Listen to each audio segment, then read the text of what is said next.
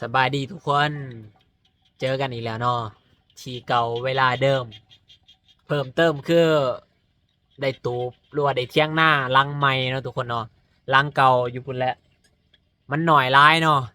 ย่างนี่ต้องได้ก้มเจ็บหลังเจ็บแอวผู้ใดมากก็จมเนาะฉะนั้นเราพออายุนก็เลยมั่างตูบเก่าทิมสร้างตูบใหม่ใหญ่กว่าเก่าเนาะทั้งใหญ่ทั้งสูงนั่นแหละทุกคนบัดนี้สวัสดิ์เสวยแล้วเนาะมาถ่ายคลิปก็สิเห็นบรรยากาศแบบนี้เลยทุกคน นี่เนาะแต่ว่าตูบเนี่ยฮะก็เฮ็ดแล้วประมาณ70%นี่แหละเนาะฉะนั้นแล้วผู้ใดมาถ่ายคลิปอยากมาถ่ายคลิปกับอายุนเนาะโอ้หายเก็บหอยเฮ็ดก่อยหอยนอนหน้าเนาะบรรยากาศคักเลยทุกคนได้ตูบใหม่ใหญ่กว่าเก่าเนาะแล้วก็เพิ่มเติมอีกได้โทรศัพท์ใหม่เนาะทุกคนเนาะเออโทรศัพท์หน่วยเก่าบ่ไหวแล้วเนาะแบบมันเก่าแห้งลิ้นซ่าแห้งเนาะทุกคนเนาะอัดคลิปก็ ได้10-20 นาทีมันก็ตัดไปตัดไปเนาะมันหอนฉะนั้นแล้วยุนก็เลยหาเงินเนาะหาเงินสวยเมียนี่แหละคือขาขายเฮ็ดฮอนพักหญ้าอย่างนี้แหละเนาะก็มาเติมกันซื้อโทรศัพท์หน่วยใหม่ก็ได้ Samsung Galaxy S 22 Ultra เนาะทุกคนเนาะได้โทรศัพท์หน่วยใหม่ภาพแจ้งบอเสียงชัดเจนบอเป็นอะไรก็ลองคอมเมนต์บอกอายุในเด้อทุกคนตอนนี้บได้ใส่ไมโครโฟนเนาะฉะนั้นแล้วถ้าเกิดภาพแจ้งเสียงดังชัดเจนก็สิบ่ได้สั่งซื้อใหม่ๆเนาะแต่อนาคตก็สิซื้อแหละหาเงินก่อนส่วนนี้ทุกคนไม่ก็แพงเนาะคือหัวแหละฉะนั้นแล้วก็เลยสิลองนี่แหละทุกคนถ้าเสียงผ่านกด1ให้อายุในเด้อเนาะกับบรรยากาศอยู่ให้อยู่หน้าทุกคนอายุมักกันบรรยากาศแบบนี้เนาะได้ยินเสียงกบเสียงเขียดเสียงหมักกะแลงงัวกะแลงควายเสียงไทยไฮไทยหน้าเนาะกับบรรยากาศที่เย็นสดชื่นอยู่บ้านนอกชนบทเฮาเนี่ยทุกคนอายุเอาบรรยากาศมาพากมาส้มเนาะให้เพื่อนๆที่ว่าอยู่ใกล้เนาะบ่ได้กลับเมื่ออยู่บ้านเออเป็นจะได้ทางอื่นเนาะเริ่มสิดำให้ดำหน้าแล้วบ่แต่ว่าอยู่ทางบ้านอายุนี่ฮะก็ตกกาเนาะทุกคนเนาะตกกาเมื่อวานมื้อซื่นนี่แหละแต่ว่าฝ่าฝนก็โอเคเนาะปีนี้ฝ่าฝนมาดีอยู่ สำหรับเรื่องราวในคลิปนี้เนาะถือว่าเป็นคลิปพิเศษเนาะก็คือลองลองโทรศัพท์ใหม่แหละทุกคนว่าภาพเสียงเป็นแนวใดคือยุดว่าละยุดมี2เรื่องสั้นๆสิมาเล่าให้ทุกคนได้ฟังเนาะเป็นเรื่องเกี่ยวกับคือหัวแล้วเนาะเรื่องพี่ช้างนางใหม่เรื่องราวประสบการณ์ร้อนๆเนาะทุกคนเนาะเอามาฝากเอามาตอนให้ FC ได้รับชมมาฟังเนาะเพราะอายุเองก็ห่างหายไปด้นแล้วเนาะเออสิว่าโทษนั่นโทษนี่ก็บ่ว่าดอกเนาะอันดับแรกๆก็คือโทรศัพท์เฮานั่นแหละคือยุดว่าแล้วเนาะบรรยากาศในโทรศัพท์ใหม่แล้วก็คือจะบ่มีข้ออ้างแล้วเนาะจะได้เนี่ย น้องเมย์สิหายเนาะว่าได้โทรศัพท์ใหม่แล้วยังบ่ไปหาถ่ายคลิป ฉะนั้นแล้วก็สิได้ลงคลิปอย่างเป็นประจำหรือว่าสม่ำเสมอเนาะช่วงนี้เนาะกำลังเฮอโทรศัพท์ใหม่ทุกคนก็สิลงคลิปหลายๆเนาะบัดนี้เนาะให้ทุกคนได้เบิ่งได้ฟังนํกันก่อนนอนเนาะก็มี FC หลายคนทักทายเข้ามาเนาะอยากให้ยุนลงคลิปบัดนี้ก็สิได้กลับมาสู่โหมดปกติแล้วเด้อทุกคนมาบัดนี้มาเข้าสู่เรื่องราวกันเลยเนาะอายุนก็สิพยายามเบาดังๆเพราะว่ามันมีเสียงรบกวนหลายเนาะอยู่หน้าข้างๆเขาก็ไถหน้านะเรื่องที่1นี่ย้อนไปหลาย10ปีเนาะอันนี้อายุนก็ได้ยินเรื่องเล่าปากต่อปากนี่นะทุกคนเรื่องอายุนสิตั้งชื่อว่าเรื่องผีเอิ้นเนาะทุกคนเนาะผีเอิ้นคนนี่แหละเออก็มีอยู่หมู่บ้านแห่งหนึ่งเนาะในชนบทแล้วก็มี2เสี่ยวที่ว่าสนิทสนมกันฮักแพงกันเนาะลิ้นนำกันมาตั้งแต่ยังน้อย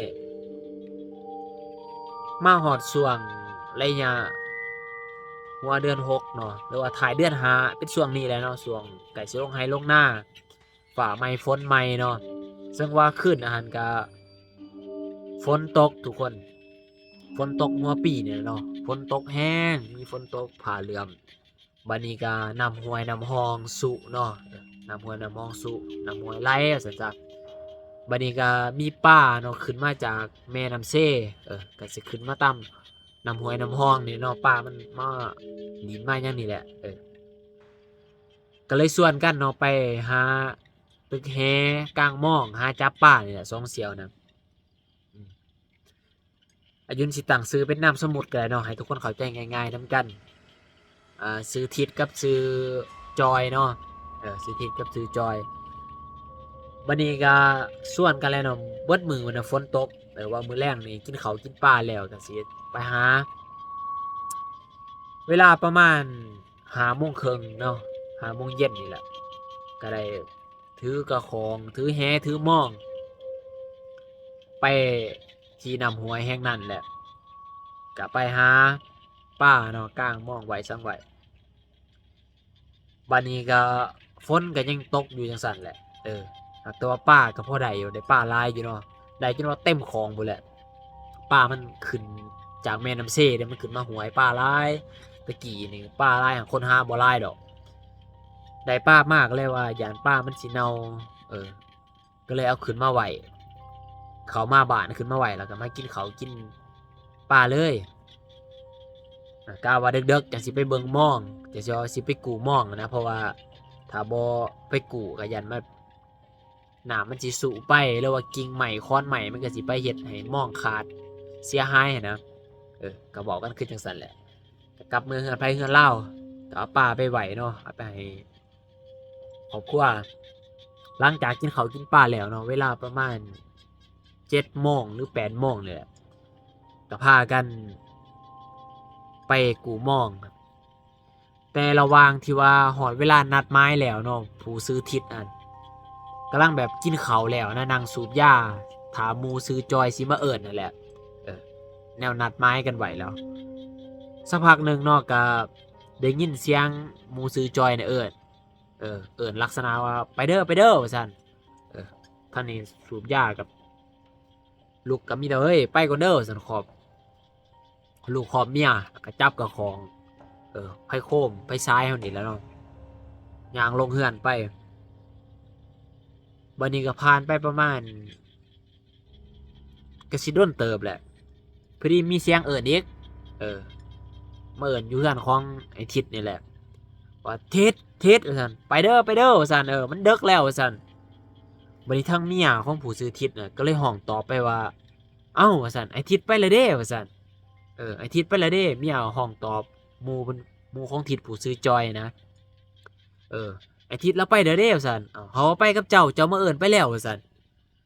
ไอ้จอยก็โอ้ยเอิ้นตอนใดหากะมาว่าซั่นมันไปกับไผมันไปจังได๋ว่าซั่นอ้าวว่าเจ้ามาเอิ้นเพิ่นก็ขอบข่อยไปแล้วว่าซั่นคือว่าบักอันนี้หลายก็บ่ได้คิดหยังหลายเนาะผู้หมู่ซื้อจอยเนี่ยก็ตามหลังไปบัดนี้ไปฮอดเนาะมองนะแบบบ่เห็นแล้วนะมองนะบ่อนที่ว่ากางไว้ก็ว่าน้ำสุไปบ่ก็เอิ้นหาห้องหาหมู่เพิ่นผู้ซื้อทิศนั่นแหละเนาะจอยเอิ้นหาทิศนั่นน่ะเอิ้นหาจังได๋ก็บ่มีบ่เห็นเนาะมองก็บ่เห็นว่าหมอนี่ไปทางใดวะว่าซั่นก็ท่าอยู่หั่นโดนเติบเนาะคนก็ลิ้นเลื่อยอยู่หั่นแหล้วแต่ว่ามันตกค่อยๆแล้วก็สูบยาเบิดจะเป็นกอก2กอกล่ะท่าหมู่นะเอิ้นจังได๋ก็บ่เห็นบ้าบักนี่มันไปไสวะก็เลยกลับตัดสินใจกลับมาก็เลยมาแวะเฮือนเนาะว่าเห็นบักทิศมันมาแล้วบ่ซั่นถามเมียเพิ่นนะเมียเพิ่นก็ว่ายังนะบ่ทันมาว่าซั่นอ้าวหมอน่ะไปทางไหนอีกว่าซั่นถามมันก็บอกโดนๆบ่เห็นว่าซั่นหาก็บ่มีเสียงตอบเพิ่นก็เลยว่าห้วยบ่แม่นเกิดเหตุบ่ดีแล้วบ่เกิดเหตุบ่ดีแล้วบ่สัญญาณว่าน้ำสูน้ำไหลไปนะเพราะว่าปกติแล้วไอ้ทิศน่ะเราก็ลอยน้ำเป็นอยู่เนาะลอยน้ำเก่งอยู่หรอกแต่ว่าน้ำปลาเนาะน้ำห้วยน้ำห้องน้ำหัวปีมันแห้งอยู่แล้วเนาะฝนตกแห้งแต่ขึ้นยานเด้อบัดนี้ก็ไปหอบซองเนาะไปหอบซองถาจนว่าบักดึกๆนึงนี่ไอ้จอยไปนำนะก็บ่เห็นกลับมาแล้วบัดนี้โอ้ยก็เลยมาเอิ้นเอื้อยเอิ้นน้องได้บัดนี้เริ่มแตกตื่นแล้วก็พากันไปหาเนาะไปหาเอิ้นหาจังได๋ก็บ่เห็น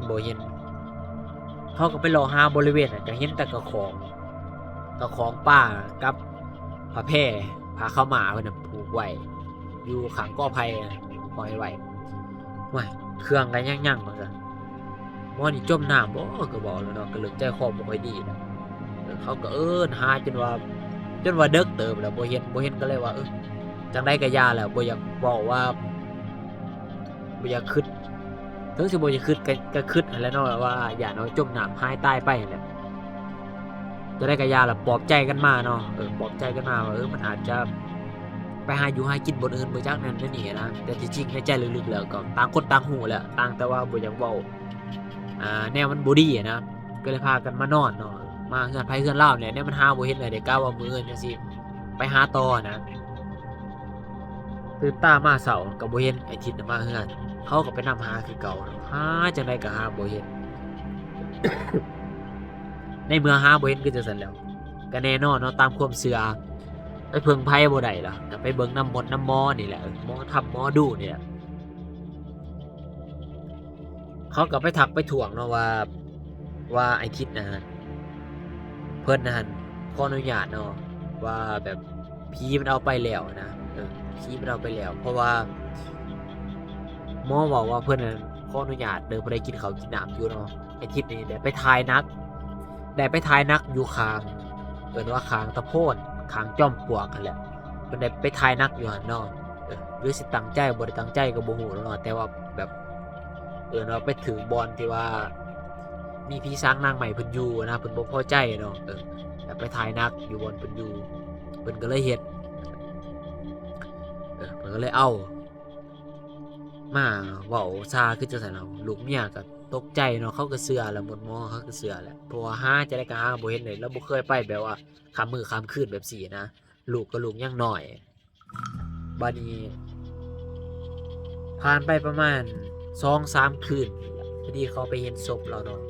ขึ้นอืดลอยติดกอไผ่อยู่บ้านข้างๆที่ว่าห่างไปหลายกิโลแหละเขาไปเห็นศพเราก็เอาศพขึ้นมาเนาะก็บ่ได้เข้ามาบ้านเนาะก็ฝังอยู่กับป่าแค่แม่น้ำเลยเนาะก็พังศพไว้เลยแล้วก็ตายบัดนี้หมอบอกแล้วว่าสาเหตุการตายนี่ฮู้แล้วว่าคือหมอบอกแล้วว่าเป็นผีเอาแล้วช่วงเรานั่งสูบยากินข้าวแล้วนั่นผู้ใดมาเอิ้นปริศนามันอยู่บนนี้แหละผู้ใดมาเอิ้นเราเมียเราได้ยินว่า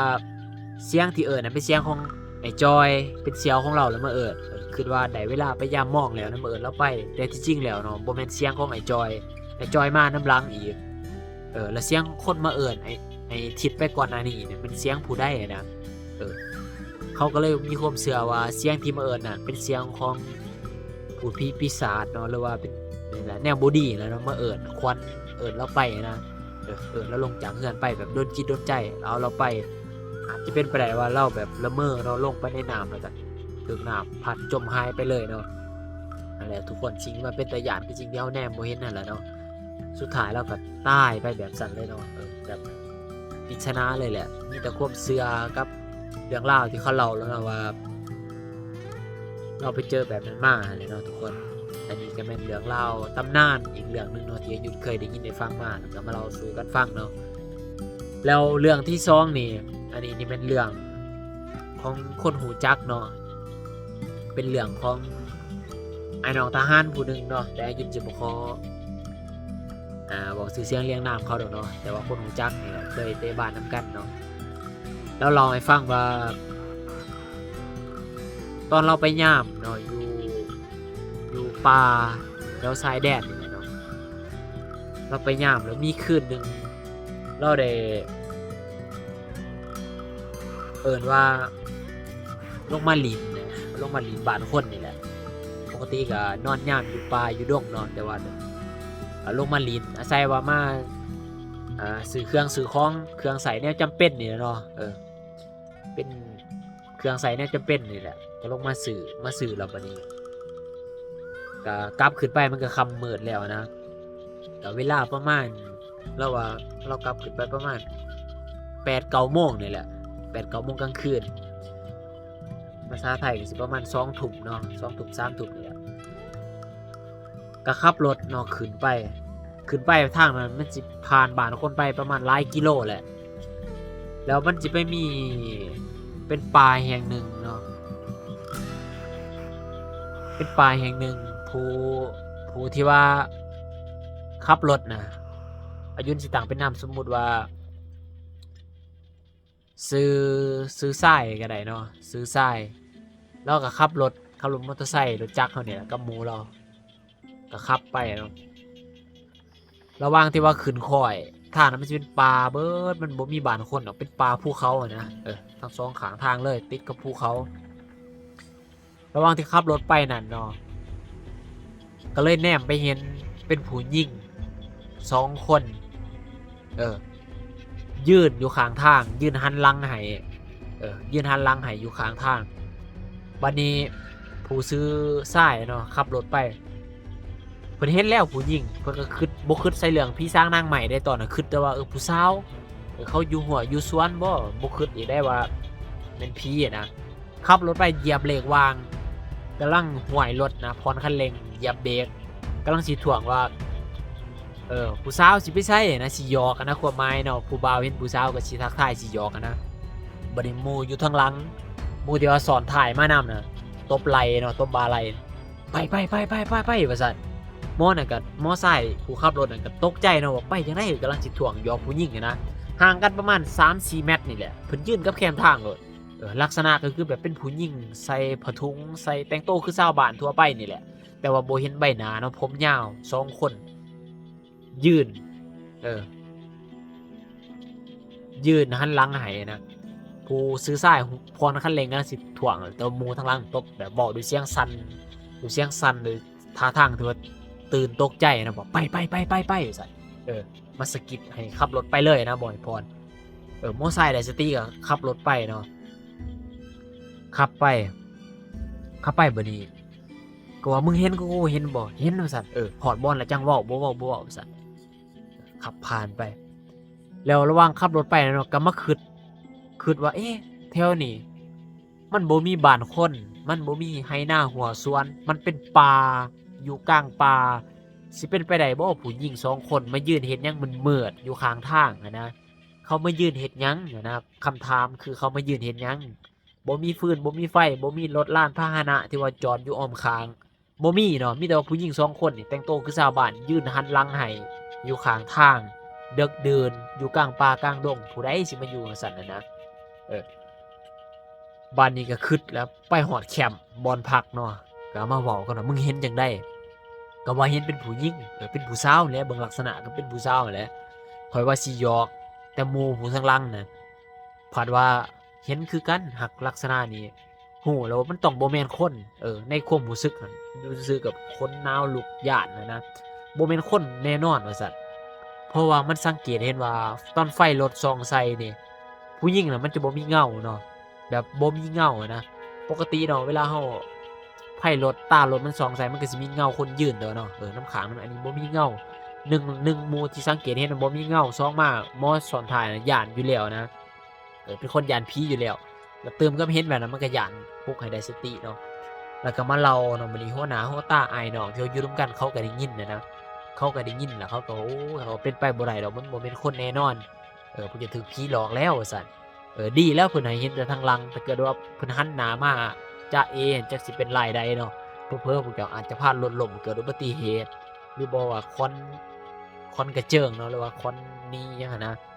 ดีแล้วพวกเจ้ายังเจอซ้ำนั่นแล้วสุดท้ายแล้วก็ลงมาเนาะจนว่าได้มาอาบน้ำรดน้ำมนต์ผูกคอต่อแขนเนาะทางซ้ายแล้วก็หมู่เรานะแล้วสิเติมให้อีกเรื่องหนึงเนาะเป็นเรื่องสั้นๆอันนี้ก็เป็นเรื่องนึงที่ว่าเกิดขึ้นประมาณ 3-4 ปีหลังนี่เนาะคนอยู่ทางบ้านในยุคนี้แหละที่ว่าไปเรียนทหารเนาะไปเป็นทหารแล้วไปเรียนอยู่ทางยุนบ่แน่ใจว่าอยู่บุรีคำไส้บ่เนาะประมาณบุรีคำไส้เนี่ยคิดว่านะทางภาคกลางนี่แหละไปเรียนทหารเนาะแล้วบัดนี้มีผู้หนึงหั่นเราเป็นคนหุ่นค่อนข้างสูงใหญ่เนาะแต่เป็นคนมักเว้าเป็นคนมักเว้าเพิ่นน่ะคนทางอัตตปือนี่แหละหม้อนั่นอายุบ่แน่ใจว่าคนทางสวรรค์บ่หรือปากเซ่นะเป็นคนมักเว้านะตำหนิติชมจังได๋บัดนี้คนหลอยพ่อพันแม่เนาะหูหน้าบ่หูใจนะเว้าหม้อนี่เป็นคนตัวน้อยๆจ้อยๆดอกถึงหมู่เว้าตลอดนะเว้าบัดนี้มันเป็นคนบ่ปากมันก็เก็บไว้ในใจความคับแค้นนะหมู่ตำหนินั่นตำหนินี่แหละก็สิมีแน่หั่นแหล้วเนาะคนอยู่นำกันแล้วบัดนี้พอดีมีมื้อหนึ่งเนาะกลางเว้นนี่แหละช่วงเวลากลางเว้นประมาณ1โมงนี่แหละบ่แม่น1โมงประมาณพักเที่ยงนี่แหละ11-12โมงนี่แหละแบบหมอนั่นที่ว่านอนเนาะผู้ที่เพิ่นบอกเขาหั่นแหละผู้ที่ว่ารูปร่างสูงใหญ่นั่นแหละคนอยู่อัตตปือน่ะเพิ่นนอนเว้นนี่นอนพักผ่อนนอนอยู่ในค่ายแหละอยู่ในห้องนอนของทหารนี่แหละ พอดีหมอที่ว่าถือเว้านะเออมันย่างมามันมันออกมาทางปงอิหยังอะนะหน้าต่างน่ะนะมันเอามีดนี่แทงเข้าคอนี่เออเอามีดแทงเข้าคอปั๊บมันก็ร้องสลดมึงเก่งบ่แบบมันระบายนะมึงเก่งบ่มึงอย่าเฮ็ดกับกูเว้าระบายนะแบบมันเฮ็ดเยือกเย็นกันน่ะหลังจากมันแทงแล้วมันเว้าคือซั่นปั๊บมันก็แล่นหนีเนาะแล่นหนีอ้ายน้องทหารนอนนำกันน่ะไผเห็นไผก็ตกใจเนาะแบบเบิ่งเลือดมันออกเบิ่งมันดีดนะสภาพสยดสยองกันน่ะไผก็เห็นหลายคนเนาะเออ บัดนี้เขาก็มันสิโทรเอากู้ภัยมาก็บ่ทันเนาะสุดท้ายหมอนั่นก็ตายเนาะผู้ที่ตายก็เป็นลูกหัวหน้าในลูกระดับนายพันคือกันแต่ว่าผู้ก่อเหตุนั่นก็ลูกระดับนายพันคือกันเนี่ยต่างแต่ว่าผู้ตายมันอยู่แตะปื้อเนาะผู้ที่ว่าแทงนั่นอายุบ่แน่ใจว่าเป็นคนสวรรค์บ่หรือว่าคนทางปากเซ่เนาะอายุก็ลืมแหละแต่ว่าเขาเคยเอาลงเฟซเนาะเอาลงเฟซเป็นข่าวดังเด้ตอนนั้นว่ามีทหารแทงกันตายนะแต่ว่าโจเซฟเพิ่นไปเอาลงว่าทหารกินข้าวบ่อิ่มเนาะกินข้าวบ่อิ่มกินหมี่หยังกันนี่แหละแล้วก็แทงกันตายแต่ที่จริงแล้วเรื่องราวบ่แม่นแบบนั้นเนาะผู้ซื้อทรายนี่แม่นามสมมุตินี่คนอัตตปือเนาะคนรู้จักกันมายุทธเนี่ยมันเล่าให้ฟังเนาะมันอยู่ในเหตุการณ์นอนข้างๆกันนี่มันก็เล่าเนาะมันว่าบ่แม่นว่าเรื่องอันนั้นดอกมันหลายเรื่องเนาะแต่ว่าหมอนั่นเป็นคนมีปมแล้วมันเป็นคนค่อนข้างหมอผู้ก่อเหตุนั่นเป็นคนบ่เต็มนะว่าแล้วมันเป็นคนบ่เต็มเนาะเป็นคนแบบบ่ร้อยนะว่าซั่นซะสุดท้ายเขาก็จับมันได้เนาะเขาไปจับได้ตอนมันสิขามไปไทยบ่พ่อแม่สิส่งไปไทยนั่นแหละแต่ว่าบ่ได้เนาะบ่วิทย์เนาะอายุก็บ่จื้อปานใดเนาะสุดท้ายเขาก็จับมันได้เนาะเดี๋ยวนี้ก็ถึงคุกเนาะหมอที่ว่าฆ่านะหมอนั่นก็ตายไปซื่อๆเนาะแล้ววันนี้ความเหี้ยนเนาะความเหี้ยนที่ว่าผีตายโหงตัวนั้นแหละหมอที่ว่าตายนั่นแหละหมอชายเคยบอกว่าหลังจากที่มันตายเนาะผ่านไปคืนทำอิฐคืนแรกเลยแหละอันได้ยินเสียงเพิ่นย่างนี่อันเบิดคืนเลยย่างอยู่บนเพิ่นนอนแล้วแบบมันย่างวนไปวนมาย่างย่างจนเจ้ารู้สึกนะจะมึนตาเบิ่งนี่บ่เห็นหักแต่ว่าได้ยินเสียงคนย่างไปย่างมาวนเวียนอยู่นั่นแหละอยู่บ่มันตายนั่นแหละอันเสียงย่างนี่หมู่แต่ละคนจดจื้อได้ว่าเป็นเสียงของหมอนั่นเสียงของผู้ตายนั่นแหละหลอกหลอนขนาดจนว่าบ่มีไผกล้าอยู่กล้านอนอยู่ในแคปของหมู่เพิ่นน่ะนะมีไผกล้าอยู่เนาะอาจจะเป็นไปได้ว่าวิญญาณแบบยังโกรธแค้นเนาะอาฆาตแค้นในตายโหงเนาะยังโกรธแค้นหรือว่าแบบนั่นแหละก็บ่ฮู้เนาะแต่ว่ามันว่าโอ้มันเห็นได้แล้วก็มีคืนหนึงมันว่ามันเห็นจ้าๆเลยเห็นเพิ่นย่างเลยเห็นเลยผู้ตายเห็นเพิ่นย่างไปย่างมาแต่ว่ามอไซค์เพิ่นบ่ย้านเนาะมันจนบอกว่าโอ้ยล่ะจะสิมาหลอกข่อยท้อเพิ่นเว้าชื่อนะในคนบ้านเดียวกันคนรู้จักกันนะเอิ้นชื่อนะจะสิมาหลอกข่อยท้อว่าซั่นข่อยบ่ย้านดอกว่าซั่นเด้อเจ้าไปอยู่บ่อนเจ้าพูดว่าซั่นสิมาหลอกกันว่าซั่นเด้อมันสิเป็นบาปเป็นกรรมเพิ่นก็เว้าไปหยังไปนะหลังจากนั้นก็มิดเนาะบ่เห็นนั่นแหละทุกคนก็สิมีส่ำนี้เด้อทุกคนเรื่องราวเนาะอาจจะมีเรื่องบ่สั้นบ่ยาวนั่นแหละอาจจะม่วนบ่ม่วนก็ขออภัยเด้อทุกคนแต่เรื่องที่ยุนเอามาเล่านี่เป็นเหตุการณ์ที่เกิดขึ้นจริงเนาะทุกคนเนาะที่ยุนเคยได้ยินได้ฟังมาจะได้ก็อย่าเนาะทุกคนเนาะฟังเพื่อความบันเทิงฟังเพื่อความม่วนซื่นเด้อถ้าเกิดว่ายุนเว้าผิดพลาดหรือว่าขาดตกบกพร่องบ่ได้ก็กราบขอโทษขออภัยเนาะทุกคนยุนสัญญาว่าคลิปต่อไปสิหาเรื่องราวม่วนๆเรื่องราวร้อนๆมาเล่าให้ทุกคนได้ฟังคือเก่าอีกเนาะคลิปนี้เอาส่ำนี้เด้อทุกคนเด้อถือสิว่าเป็นคลิปลองไมค์เนาะทุกคนเนาะลองโทรศัพท์เนาะว่าภาพเสียงเป็นแนวใดเนาะมันคอยบ่มันแห้งบ่มันเบาบ่ก็คอมเมนต์บอกอายุนเด้อเนาะถ้าเกิดว่าเสียงบ่ได้แท้ๆเนาะอายุนก็สิจำเป็นแล้วเนาะหาเงินซื้อไมค์เนาะทุกคนเนาะ